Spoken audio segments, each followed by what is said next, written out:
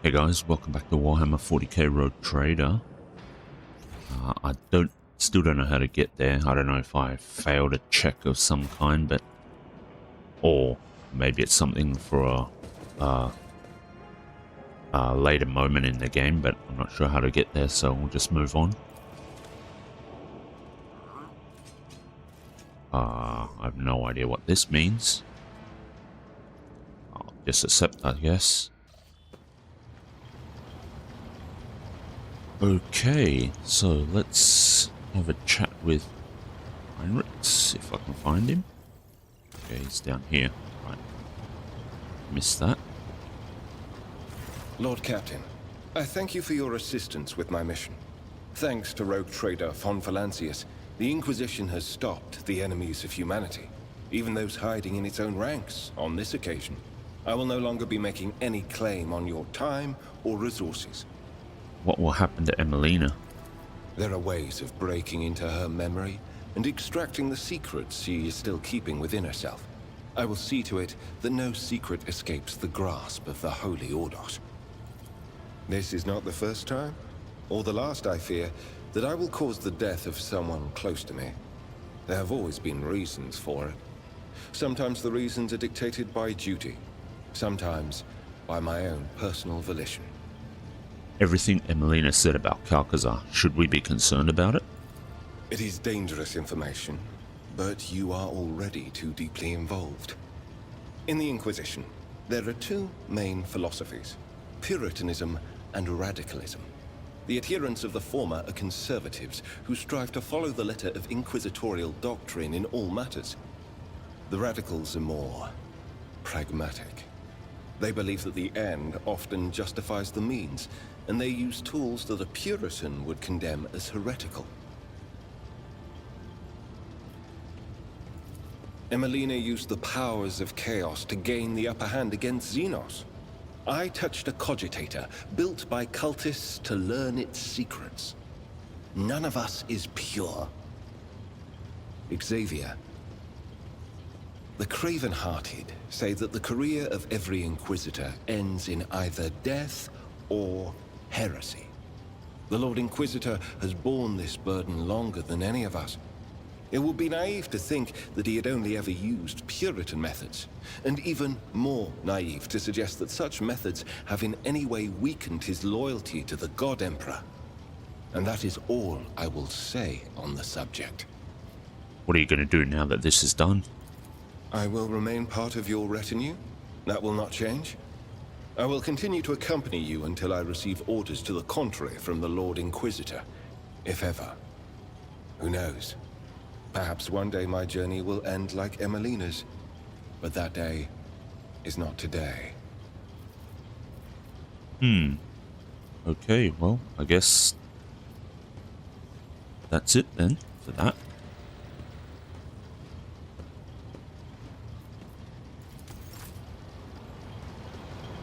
Okay, another quest down. Don't know where to go for there. Don't know about the doors either. Talk to Nomos. We could talk to Nomos, actually. Wait for Calcazar's summons. Let's go talk to Nomos, see if he's got anything to say to us yet. Doesn't look like it.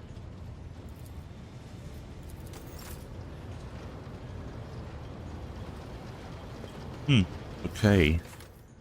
What is our next step then? Can't do anything about Calcazar just yet. Nameless Star, I suppose? Boots were missing.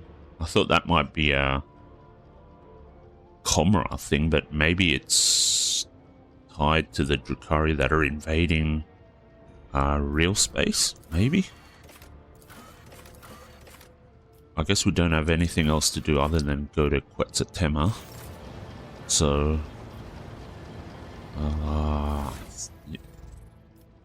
yeah, I guess let's do that then.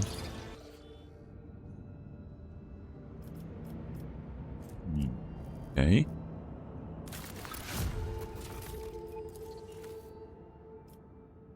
Great Fire is executing. Holy Prophet is done. Okay.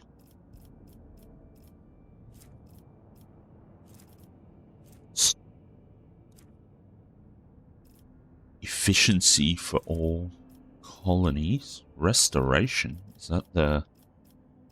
Oh, it's up here. Okay. Emporium. Alright, so that's possibly what we should have done. Taken this one. Efficiency. We'll lose 1 profit factor, but we gain 1 of everything across the empire. Oh well. Can't do much about that now. We can do 1 more rank 2. Complacency? Maybe. Efficiency, Doctrine of Rationality. Okay. First, let's see. Loyalist Garb, Light Armor. We'll lose Profit Factor. Okay, so here's the efficiency for all colonies. Profit Factor +4. We gain Echo of Victory. Whenever the wearer attacks any target in 5-cell radius around them with a ranged weapon, deals more damage. That's not bad. Woebringer will lose Profit Factor.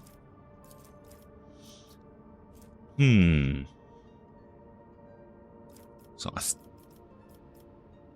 think I want this one. We lose a lot of Profit Factor, but we get the +3 efficiency we need to get Kiava Gamma going. So we need to do Bastion. In that case, if we want to do Bastion, we need to have 7 security, 7 complacency, and 7 efficiency. That could be tough. Profit Factor, complacency, and efficiency. That gives us 6. Security is fine. That's not a problem. Complacency is the issue. Okay. So we can do Pleasing the Tired. Security is fine there. Complacency up by 7. Rogue Trade against Fellowship. Okay. Security for all colonies. Okay. That doesn't get us Bastion. So we have to do Pleasing the Tired. Let's see. Janus. Is there something that'll give us complacency across the whole... our whole colonies, to all colonies rather. Rank 2.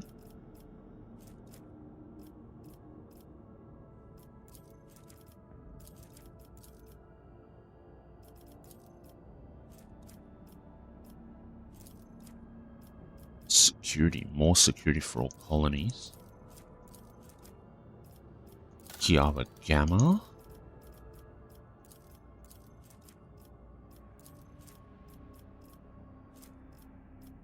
Oh, okay. Alright, well, I'll have to do a bit of figuring out to see what happens there. For now, I think let's go to Nameless Star. So, warp travel. Okay, that was a bit odd. Stooge, how wonderful it is that I found you here. Uncontrollable anxiety washes over your body, causing you to lose your breath. Cassia notices this, closes her eyes, and you are released from the grip of emotions that are not your own. Please forgive me. My powers are sometimes too insistent in their attempts to break free from my control. You made great strides in learning how to keep them at bay. I commend your perseverance. I came to deliver good tidings. I've spoken with the house's navigators through the Atlas. Of late, I can feel with increasing clarity how our connection is growing stronger. Despite the descent in its midst, House Orcelio has been able to keep a precarious equilibrium thanks in part to your unexpected arrival on Urak 5 and the resolution of the conflict at the Dargonis reception. Not all Orcelios concur with your decisions, but none can deny the impact that you and no one else have had on the house's present state of affairs. Cassia nods gratefully, lowers her gaze and clasps her hands together. There is more I wish to tell you. It is about the visions that I have come to experience at an increasing rate during warp jumps.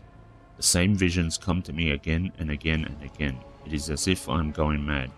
For you see, these visions are about me, the Atlas, and Tisiphone Orcelio, the house's previous Novator. I have seen Tisiphone's experiments, the ones that involved the navigators from the Satala branch, which she was rumored to have destroyed for disobedience.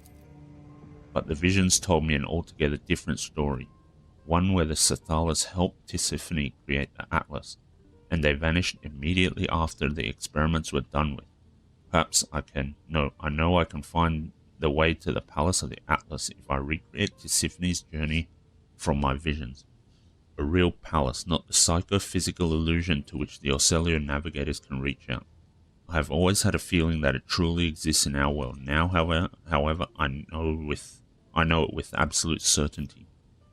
I have been informed that House Orcelio will soon convene its Grand Council. Would it not be better to wait for it to finish first? I cannot shake a certain foreboding about the upcoming meeting in the incorporeal Palace of the Atlas. Troubling mirages have plagued my mind for many nights now. Voices calling and cursing my name, and the more I use the Atlas, the clearer the visions become and the louder the voices grow. And the further my powers wane. I am certain that all of the house is experiencing the same, for all of us are connected. I can sense my family's fear. House Orcelio is doomed to perish in darkness, should I fail to discover the reason why the Atlas is weakened. And that reason, I believe, it is hidden somewhere in my visions of Tisiphone. What makes you so sure that you will find the way to this physical manifestation of the Atlas? I saw Tisiphone experience an epiphany in a dream. Just like my visions came to me on our travels through the warp, she beheld a planet hidden behind roiling warp storms. The world promised her great power, so Tisiphone gathered the Satalas, her most devout followers, to go on a suicidal journey through the tempest. I know not the details of what happened on the planet, but it was there that the Satalas sacrificed themselves for an experiment of some kind, and it was there that House Orcelio obtained its Starway Atlas. For the first time ever, I have an opportunity to find answers to the questions my mentor so deftly avoided. Why did Tisiphone choose me? What is the Atlas? Is it true that House Orcelio's past is drenched in blood? Please do not snap this tautly drawn string of destiny. My destiny. Journey with me in Tisiphone's wake to the distant star. And why, pray tell, should I go on this suicidal escape to throne? That seems a bit of a jump from the conversation. Let's go with the second option then. I shall help you, Lady Cassia.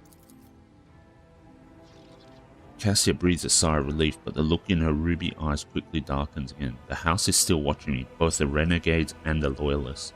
I doubt that any of them will agree even to a brief armistice for the sake of learning the truth about the Atlas's origins. And I do not wish to see House Orcelio lose even one more life to another fratricidal skirmish. No, I shall go after the answers about our past on my own.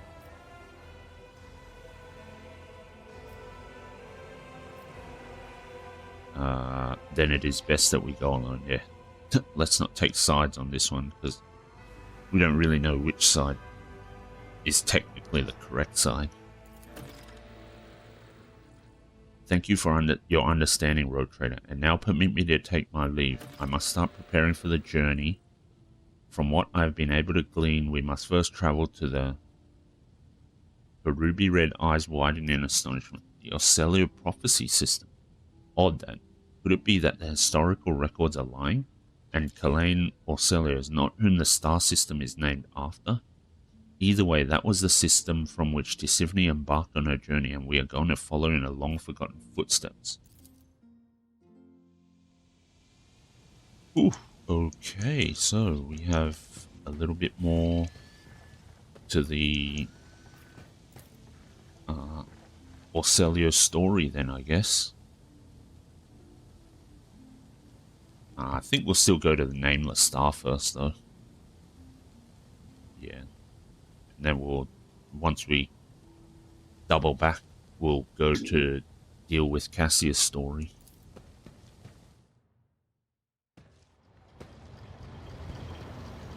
Okay, let's keep going then.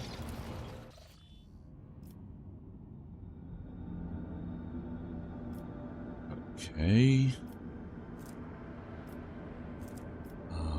Right, so Telecos Epsilon. Let's just go there now.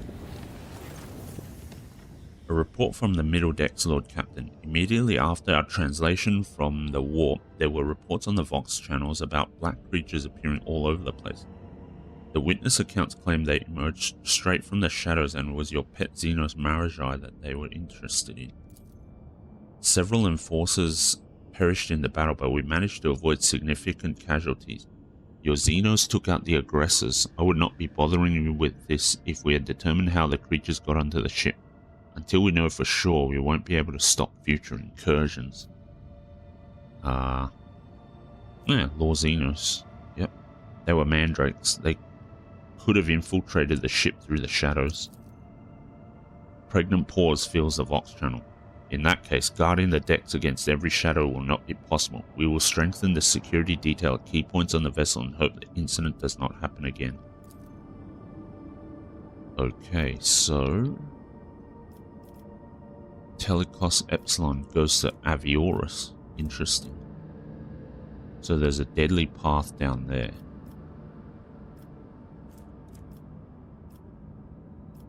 So I guess we're going to Silence of Mersegrit. I think there was some... Hang on. Perform the ritual. Cassian tends to recreate Tisiphone's rituals, okay. Wasn't there something here? Silence of Mersegrit dumped cargo. So we've got to go in there. Avioris. Suspicious ships in this area, okay. Alright, so we do have a lot of stuff to do in this area, as it turns out.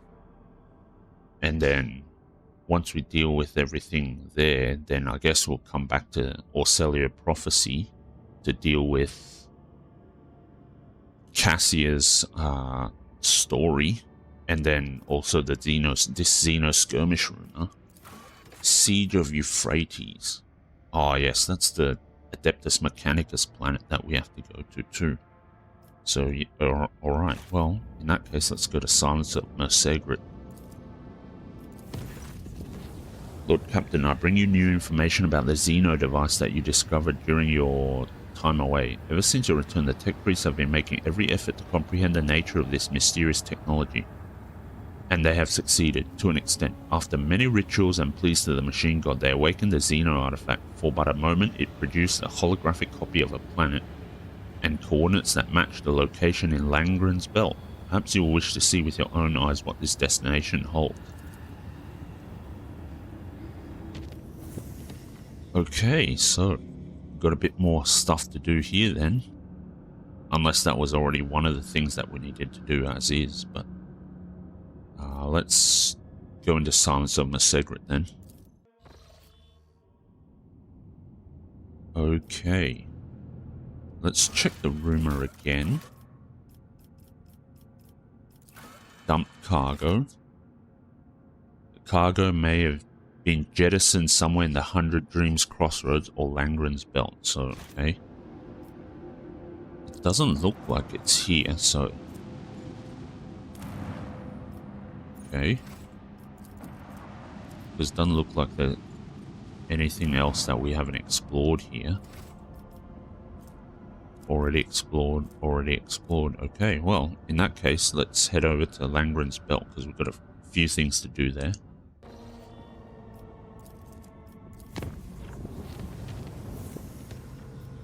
Okay.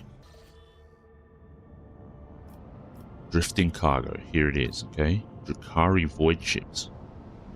Ravaged Void Station.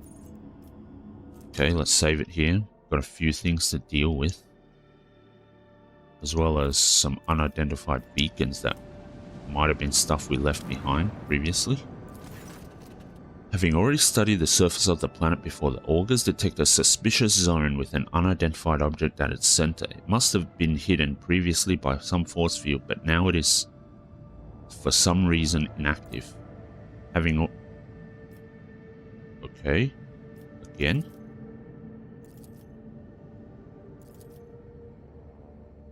What happened there? Immediately after the ship approaches close enough to the planet, the strange artifact from the homunculus' laboratory activates. Trying to receive the incoming signal from the planet's surface, the black faces of the prism have started to emit a pulsating lilac light. The augur team reports that the source of the signal is a small beacon which cannot be studied from orbit. A group of living organisms is detected around the beacon. Send a scout team to the source of the signal. A disgusting sight unfolds before the scouts. In a sinister, high-fenced enclosure, hideous mutants crawl and writhe. Hundreds of ugly beasts, their shapes vaguely reminiscent of humans, squirm on several pairs of deformed legs and arms. Incapable of attacking or doing much of anything else beyond crawling in the dirt, the creatures are riven with endless pain, which seems to feed the Drukhari beacon at the very center of the pen. Pulsating lilac light flows from the beacon. All trace of the ungodly Xenos in the Imperium must be destroyed. Burn the place with holy flame. Order the team to activate the beacon. Okay. So we've got a new rumor. The activated beacon on the planet emits a thin, loathsome, discouraging, thin lilac beam, sending out a signal which is promptly accepted by the artifact on board. The prism unfolds into many small petals and shows a holographic image of a certain planet and corresponding coordinates.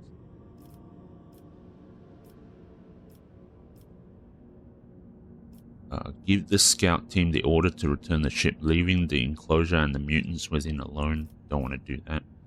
Order the scouts to bring the beacon to the ship. Okay. In response to the beacon's attempted removal, the collars and chains binding the mutants together suddenly activate, emitting a series of destructive impulses that slowly inflate and explode the beasts one after the other. In nightmarish agony, writhing and shrieking from unbearable pain, the homunculus' victims are finally granted their deaths and long-awaited freedom. Okay, that took quite a bit of a turn. Alright, let's see. So we'll save it here, and let's take a look at the Ravaged Void Station.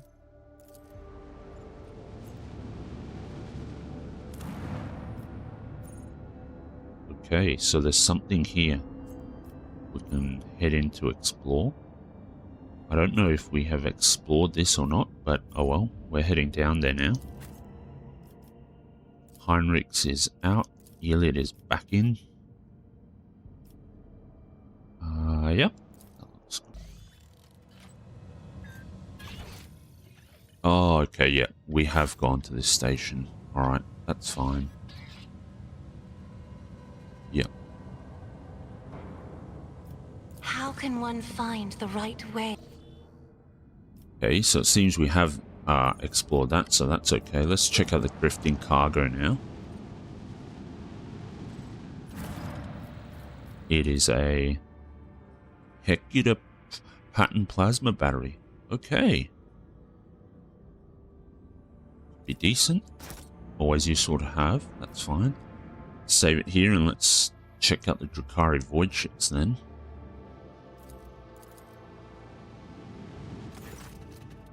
On the edge of the system, a few crippled Xeno ships, barely visible in the darkness of space, huddled together. Not displaying any of the usual hostility, the Xenos are stuck in inactivity, entirely ignoring the rogue trader's presence. The augur team has detected a number of damaged void ships, each afflicted with several system failures and bearing a few dozen living creatures. An attempt to identify their drive signatures is met with failure, but the scanners pick up an exchange of data between the ships along an encrypted channel. Marjai recognizes the vessels as those of the Reaving Tempest Cabal. by their silhouettes and markings. The news that his Cabal's warriors survived their insatiable kin's bloodthirst fills the Xenos with a grim resolve. Marajai turns to the rogue trader with a demand to leave the detected ships unharmed.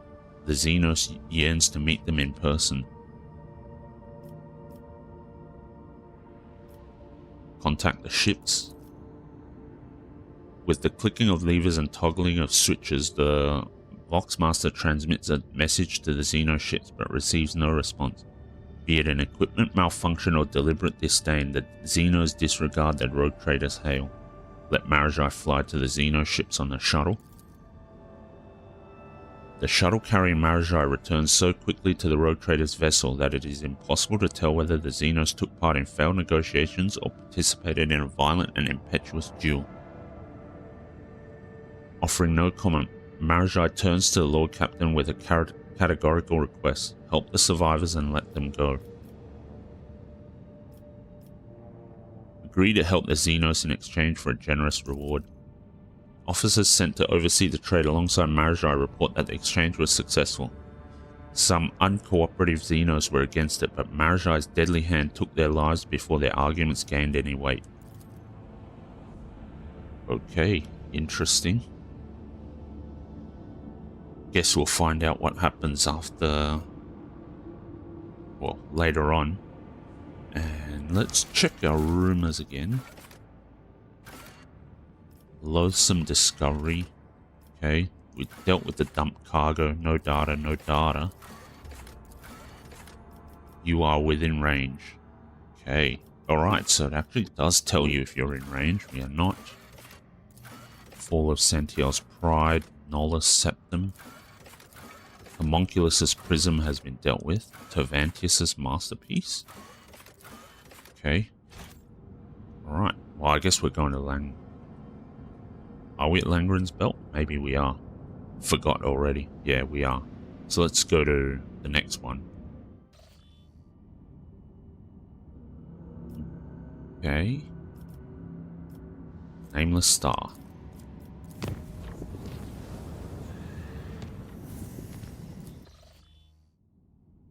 Permission to speak, Lord Captain. The Augur crew has registered activity in the orbit of Quetzaltema, one of the worlds of the Winterscale dynasty. According to the report, the Emperor's Vow, the flagship of rogue trader Caligos Winterscale, is positioned over the southern hemisphere. Vigdis's report is suddenly interrupted by Idira's anxious voice. Lord Captain, this is it, right here, so very close. The quiet whispers, they won't stop. They keep buzzing in both my ears that my little door is somewhere on this world. Alright, calm down. I need to take care of Winterscale's flagship right now. Of course, Lord Captain. I dare not interrupt you any longer. After a brief hesitation, Vigdis's voice comes through the hissing of static once more. Allow me to repeat, Lord Captain. The Emperor's Vow, the flagship of rogue trader Caligos Winterscale, has been detected in the orbit of Quetzaltema, one of the Winterscale worlds. What are your orders? What information does our librarian have on the Winterscale flagship? For a while, the Vox broadcasts only the clicking of Vigdis's metallic manipulators. The Emperor's Vow is a cruiser carrying up to 120,000 crew. Length overall 6,000 meters, beam 1,000 kilometers, estimated time of service in the Winterscale dynasty fleet several millennia. It is known for a fact that the ship has undergone many modifications, including the replacement of macro weapons for long-range laser batteries and short-range macro batteries, and I'm afraid this is all we know, Lord Captain. I've only been lucky enough to see an Avenger twice in my life. The Imperium Navy considers this ship to be something of a relic, a mighty yet clumsy vestige of the past. Its firepower is second only to the Imperium battleships, but I have heard quite a few stories about the fickleness of Avengers and the confusing design of the engines. Incredibly ancient, incredibly complex, incredibly unpredictable, and extremely demanding when it comes to resources. Had I been one of the highborn, though unofficial, rulers of the Expanse, I would definitely have chosen this void ship for myself. The Librarium of House Orcelia also held records of the Emperor's Vow. Its most famous owner, to be precise, Sebastian Winterscale, a fledgling rogue trader of great promise. It is not known how Sebastian acquired this ship, but the Lord Captain Winterscale used it to traverse the moor and find a new home in the Coronis Expanse. And this is all you have to report? No, of course not. The officers are about to extend the range of the wave emitters. Lord Captain, the data has been updated. Quetzaltema's largest continent suffered from a moderate Xenos planetary invasion. We also discovered the wreckage of several Eldari vessels on the periphery of the system. Another vessel crashed onto the world, causing minor seismic activity. A dozen shuttles of the Winterscale dynasty are patrolling the space directly above the crash site. I presume the Xenos hunt is in full swing and the hunter has already caught the scent of its prey. Throne, take me. I beg your forgiveness, Lord Captain. The Emperor's vow has detected the empowered emanations of our augurs and is requesting permission to initiate Vox transfer. What would you have us do? Hail the Emperor's vow. It will be done. By the grace of the machine spirits, the air gradually fills with discordant noises until the Voxmaster flips the last tumbler on the cogitator's panel. Urbret Abdaif. Okay. The Emperor's vow sends its greetings to the glorious ruler of the Von Valancius dynasty. This is Urbret Abdaif, his lordship Caligos Winterscale's Voxmaster, who has the honor of speaking on behalf of his lord today. The booming voice fills the air, startling a few offers on the bridge. However, you feel that Urbret Abdaif's ostentatiously confident tone is meant to hide his concern. Not even the void of the cosmos can hide your anxiety, Urbret. Now speak. By the gold of the throne, the scions of Von Valancius are shrewd to a man. The Voxmaster loudly clears his throat, looking for the right words. You see, the Lord Captain had yet another heated argument with the esteemed Incendia Quarter, and he had a very good reason for his displeasure. I dare not discuss his lordship's affairs, but I can divulge that we set out to protect the dynasty's rightful domain from the invasion of the profane Xenos. This is how we arrived here at Quetzaltema. There is no better hunting ground when you need to cool off your head, I believe the Lord Captain said. We easily crushed the pathetic mockery of a fleet that was laying siege to the unfortunate world. Of course, most of the Xenos fled, but we did reduce a few of their ships to chum for the void beasts. The Voxmaster laughs cruelly. An Eldari fleet? That means there are many more Cruderach survivors than I dared hope. Secondary Vox channel transmits Eliot's voice laden with desperation. Elentar, I must go to this planet to find them, to try to save them. I will help you find your kinspeople. Eliot breathes out almost inaudibly and her shoulders relax, and I am grateful to you, Elentar. What a shame. I seem to have missed all of the fun. Something tells me the story does not end here. You see, your lordship, one of the Eldari ships crashed on Quetzaltema, so the Lord Captain chose to descend and finish off the elusive prey. But he has not been able to find his way out of the local woods for over 30 days now, and this concerns me greatly. Anticipating the next question, your lordship, no, I am confident the Lord Captain is still alive. His body and spirit do not break easily. And besides, he is accompanied by Wharton the Grey, who would sell his soul if that helped to keep the Lord Captain out of harm's way. May Asurion protect his children. We must halt the frenzy of your stellar rival, Elentar, or else by Ishar's tears, his subjects will not escape retribution.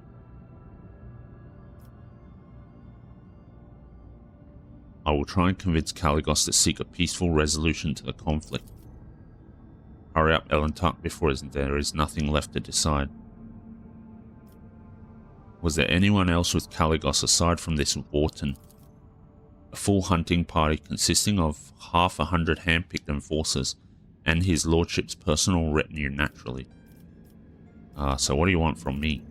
A generous favour in return for a generous favour. Find Lord Captain Winterscale on Quetzaltema and bring him back to the Emperor's vow. I swear by the Golden Throne that I will convince him to side with you in any conflict that occurs in the next 100 years. After all, I am allowed to make deals on the Lord Captain's behalf while he remains unavailable.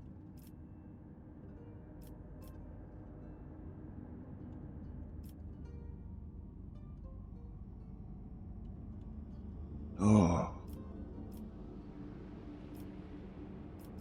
Do you want to rage? I do want to go down there. Excellent way to show Caligos who is the strongest rogue trader in the Expanse. Count me in. I do not care for the old man winter scale.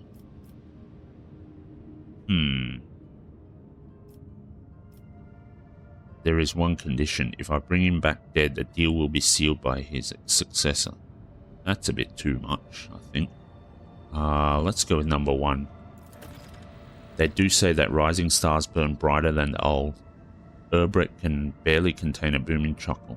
Data transfer decree has been signed.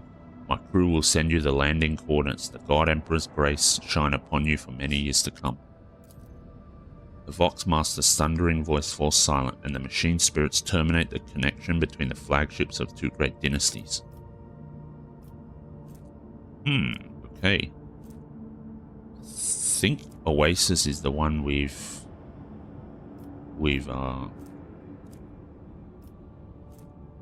explored already. Let's save it here. Let's check the Eldari shipwreck. The Emperor's Vow is over there. We already had a chat with them though. Eldari runes. 2 shuriken pistols, okay. Alright, well. We now have to have something to do regarding Idira's door. Now that's going to be difficult. If we have to bring Elliot, does Idira need to come with us too to check out the door? Can that be done at a later date? Not entirely sure. Anyways, let's head down to Quetzaltema. Yeah, let's get in there and take a look then. Although, let's check out what other dialogue options we have with... Don't have any apparently. Okay, let's head in there. Okay. Elliot. Question is, if I do want to bring Idira to check out the door, who are we leaving behind? Because we can't leave Elliot behind. I guess we'll just bring our normal crew, and then maybe later on we'll just bring Idira along and then do another pass to see if we can find the door. So let's head down there with our current team and see how things go. Okay. Ooh, this looks kind of like a smallish map, so that's interesting. Winter Scale shuttle awaited its owner's return in vain. Okay. Where's our... Okay, here's our shuttle.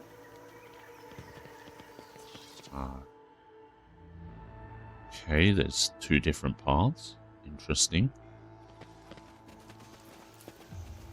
Rusted containers for transporting supplies. Their markings indicate that they're several centuries old. Okay. Attention, Vox broadcast impossible. Botanical threat level Alpha 2. Okay, cargo. It's fine. Mold, birds, and rodents have ruined these fruits of the local vegetation. Okay, well. To the forest of Quetzaltema and forest. Okay, so there's 2 exits. Okay, well. I think this is a good place to end the episode, actually. And then in the next episode, we'll head down to the... Well, we'll head down one of these paths into the forest and see what we find. We investigated a few rumors and we finally made our way here, so I think... And Cassia also revealed that she has information that'll progress her storyline, so it's been a pretty interesting episode.